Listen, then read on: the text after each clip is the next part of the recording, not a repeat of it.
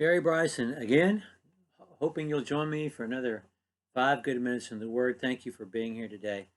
And we are in John chapter 21 again, um, and closing the book on the Gospel of John, looking forward to the book of Acts, talking about Peter's relationship with Jesus and the arc of it in our larger study, Encountering Jesus.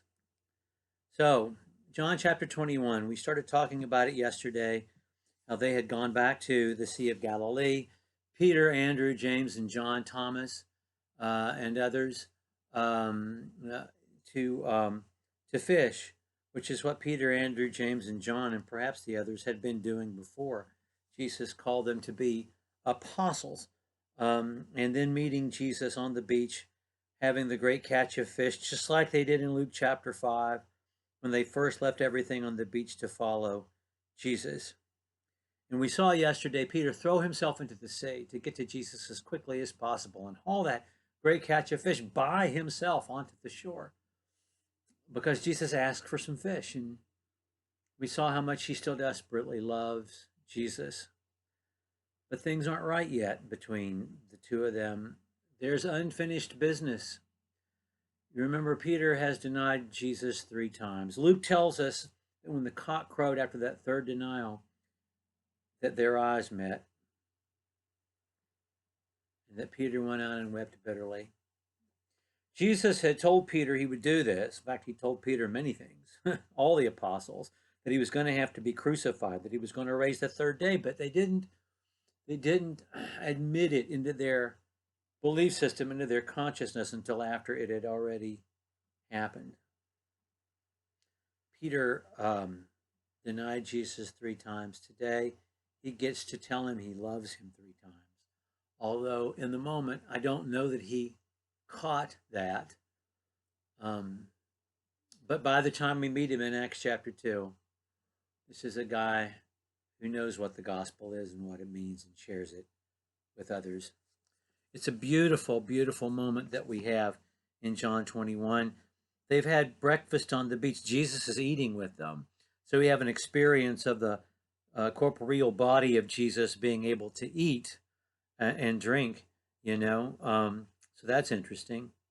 And after they have had breakfast on the beach, and of course, this recalls the feeding of the 5,000. This recalls the communion service in the Last Supper.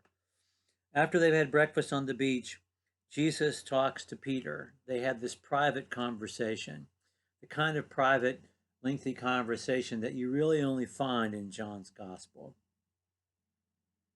It says in verse 15, when they had finished breakfast, Jesus said to Simon Peter, "Simon, son of John." It's interesting that he calls him Simon, isn't it? That he goes back to his original name, not the name that Jesus gave him that first day they met. Because this is a do-over, We're starting over. "Simon, son of John, do you love me more than these?" He said to him, "Yes, Lord, you know I love you." And Jesus said to him, "Tend my lambs." And he said to him again a second time, "Simon, son of John, do you love me?" And he said to him, "Yes, Lord, you know I love you." And he said to him, "Shepherd my sheep."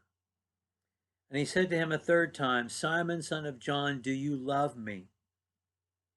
Peter was grieved because he said to him the third time, "Do you love me?" And he said to him, "Lord, you know everything. You know that I love you." And Jesus said to him, "Tend my sheep. Truly I say to you, when you were younger, you used to gird yourself and walk wherever you wished. But when you grow old, you will stretch out your hands and someone else will gird you and take you where you don't want to go." And he said this, signifying by what kind of death he would glorify God. And when he had spoken this, he said to him, "Follow me." It's such a beautiful moment that I don't think Peter fully understood, because the third time Jesus asked him, "Do you love me?" It hurt his feelings a bit. Of course, preachers over the years have made the point that in the Greek they're using two different words. In Jesus and Peter, of course, were not speaking Greek; they were speaking Aramaic. But I think the words do catch the nuance of the meaning. I think when Jesus asked, "Do you love me more than these?" he didn't mean more than these other guys. I mean, that's not the way Jesus is. I think he means more than these fish, more than this life. And like he said when he told him, "I'm praying for you, and when you return, strengthen your brethren," he's saying you have a responsibility to my other people. And after Peter gets to say to him 3 times, "I love you," and the third time he says, "You know what's in here. You don't have to ask. You already know. You know I love you." Jesus says to him, "Listen, this is the way it's going to be. You're going to die for me if you follow me." And then he asks him one more time, "Follow me." And for the last time, Peter leaves his boat and follows Jesus and dies, as best we know, in Rome when he is an older man. We'll hear him talk about this in a few days when we look at 2 Peter. But it's just a beautiful ending. Peter isn't through saying goofy stuff because he says something goofy at the end of the Gospel of John. John has to report it to explain why he's still alive. We'll talk about that when we talk about John later on.